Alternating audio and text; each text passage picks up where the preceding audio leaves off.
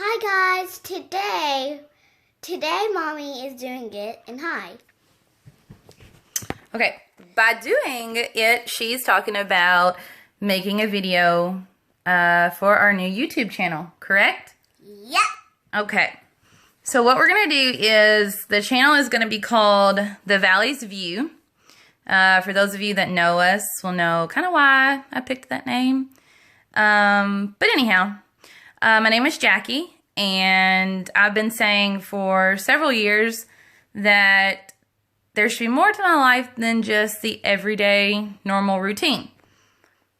Well, y'all, that time is here. I'm stepping out of my bubble, and we are going to start a YouTube channel. Oh my gosh, I know, right? So, are you excited? Yes. Yes. My tiger said yes. So, that's kind of why I'm starting this channel, to help myself through a lot of stuff that goes on in life, and for others, and also for God. So I'm totally using paper that I wrote on, because otherwise I'm afraid I wouldn't say exactly what I wanted to say. So today is my 31st birthday, and I am so happy to be alive, and I'm very thankful to Jesus for that,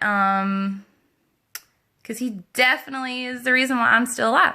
So here's my backstory for those that have no stinking clue who I am. It's kind of long, but we can do this. 5 years ago, my life changed forever when this little cutie was trying to come out into the world early, 8 weeks early. So I was 31 weeks pregnant with Mackenzie. I had came home from working 11 hours at my job that I had then, and I was a vet tech, and I actually made breakfast for supper that night. My husband and I ate. Then I started coughing up blood. Well, at first I was coughing, and then I kept coughing, and then I coughed up a bunch of blood. So I filled the bathtub with blood. Well, not all the way with blood, but like there was enough. The bottom was covered. Blood was splattered everywhere, okay? She's looking at me like, oh my God. She's heard this story a million times. My husband drove me to our local hospital, and then kind of went downhill for several hours after that. They were trying to figure out what to do, what tests to run. Finally, my OB, we got with her. She stepped up to the plate, had me sent to the hospital that she works at to figure out what's wrong with me, and to keep Mackenzie inside me as long as possible, because, you know, it was 8 weeks before our due date. I was literally tested for every disease known to man, literally. Given steroids, other medicines to help stop the bleeding, to make the baby stronger. Still not knowing what was wrong. After 5 days, the baby, Mackenzie, decided that she was coming in this world no matter what that doctor said. So at this point, I had still been coughing up blood, and I had lost so much blood that I actually had a transfusion, which was very scary. But I made it through it. The nurses that did it to me made it through it. It was kind of their first time giving a transfusion. But after getting someone else's blood, we were then shipped to Louisville, Kentucky, to Norton's Hospital, where I got there and I was alone for a little while because Billy couldn't ride the ambulance. But I had an amazing nurse with me, who is actually a friend of ours that we knew, who was amazing. She had to ride in the ambulance with me because, of course, the doctor had her to, in case something happened. But my husband was right behind us, and he got there pretty much after we did, but still, from the time I seen him till the time he actually got in the room with me, seemed like forever. Like he was never going to make it. He gets there, and we thought that we were gonna kind of get to rest a little bit, but they started doing tests immediately. And then we knew it wasn't very good news when a bunch of doctors started coming in, and one doctor came in, and he rushed in and said that he had to take the baby now. while prepping me with IV himself in the arm and blood squirting out of the arm because they were having a horrible time getting everything in and my blood from pumping so fast and stuff. So he was the one actually doing the IV as he's telling Billy that I have a huge mass in my lung and that I wasn't going to make it through surgery. So, with that being said, he said that they were going to have to take us now so they wouldn't lose the baby as well. So, he said that we needed to say goodbye to each other, which at that point you're like, what? Like, this is not really happening. She's laughing at me. So we're trying to tell each other, you know, I'm sitting here bawling, he's crying, I'm trying to say, you know, I'm not leaving you, like, I'm not going anywhere, you know, I love you. You're trying to tell the one person that you've been through everything with that you don't want to leave them. I'm sorry, I still get emotional about it because it was so crazy. So as they're prepping me, they're literally ripping us apart and taking me to the OR. I get in the OR and I'm screaming, I can't do this. Like, this is not really happening, you know? This is not how this is supposed to be. This is not magical or amazing or anything, you know, this is horrible. So I can't breathe. They're getting me prepped, like literally shaving my lower stomach, you know, they're getting everything on it. They push me back down on the table. I sit back up and I tell them, I'm like, I cannot do this. There's no way I can do this. You know, I can't breathe. I can't do this. Well, they had to knock me out, obviously, because I just couldn't function at that moment. Like, there was no way. So they knocked me out. They got baby girl out, and I was hooked up to a ventilator. That was awful. Because the things that I do remember are, you know, trying to want to move your arms and legs and trying to say something and you couldn't move anything. Like, I remember the feelings of wanting to like lift my arm up, but nothing would happen. It was like you were paralyzed and it was horrible.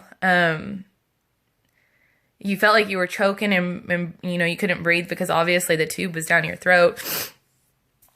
And it was almost like I was outside my body. I was like dead, overlooking my body. And I was like, I'm like in hell. This is horrible, you know. But obviously it wasn't hell because it was still much better than that could ever be. But later, my OB from Owensboro, she was there. Like, she came and spent the whole day with my husband, which was amazing. She's an amazing person.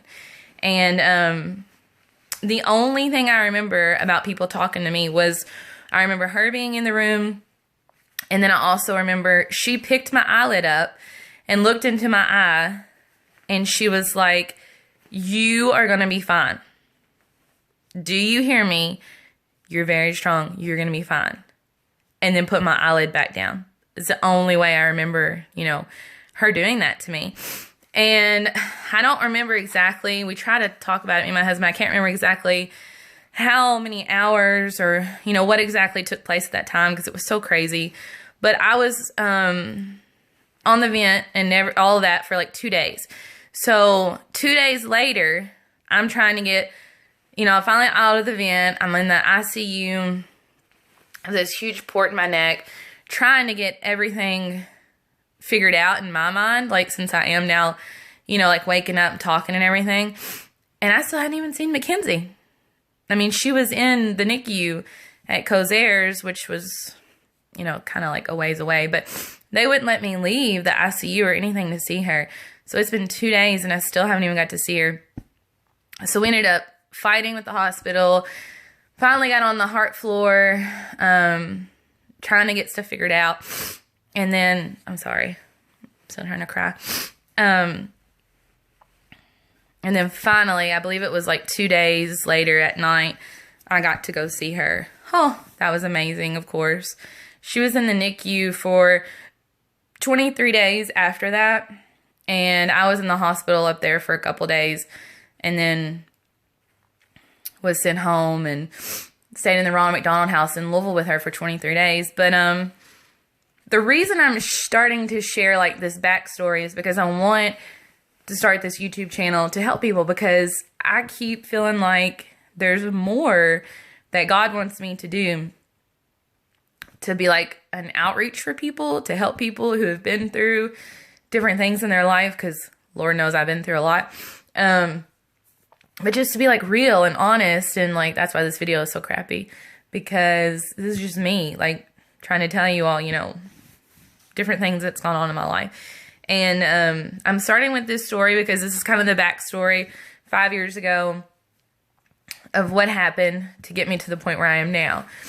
So I am now disabled, can no longer work. A lot of people are always telling me, but you look, you know, so normal. You look so good. Well, you know, I don't know why really, because there's like the inside of my body is, you know, falling apart. So I have fibrosing mediastinitis, which is a huge long word. Definitely Google it so you can know what that means. But apparently when I was a child, I had histoplasmosis, which a lot of people also call the bird flu. And my body took a rare reaction to it and created a ton of scar tissue around my lungs and heart. And that is what created the fibrosing mediastinitis. Then I also now have pulmonary hypertension, which I did not find out 5 years ago that I had that then. Through everything that I've been through, that's also caused the pulmonary hypertension. Please look that up. Google that, pulmonary arterial hypertension. PH for short. It's not fun at all. I have to use oxygen at night whenever I sleep. I'm on a ton of medicine, several different inhalers. I'm always going to the doctor, but I'm still here. Like, God has a reason for me. And that's what I'm wanting to get out there. That's what I'm wanting to show people. And I'm really hoping that, I'm sorry for being all snotty, but I'm really hoping that people will like this. They will subscribe so we can get some real people out there that are doing videos and not just everything always looking glamorous, because that's not how real world life is.